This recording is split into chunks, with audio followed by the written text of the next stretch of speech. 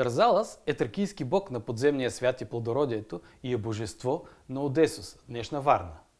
Той е особено силно почитан в Одесос, като покровител, където е имал храм с статуя и изобразяван често върху монетите на града.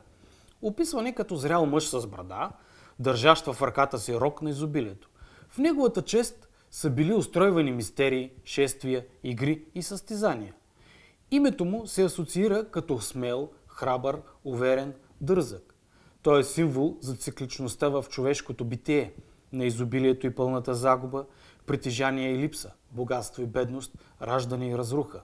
Също така той се откорява и като божество защитник на търговията. Тази бронзова скулптура е уникален подарък за близък за вас човек или бизнес партньор. Може да бъде поднесен с пожелание за изграждане на смелост, храброст, увереност, изобилие и плодородие. Ако желаете да поднесете подходящ подарък на ваш близък, се свържете с консултант на Treasure България да ви съдейства. Може да го видите в музеят на неолитното селище в село Неофит Рилски или в офисите ни в София и Варна.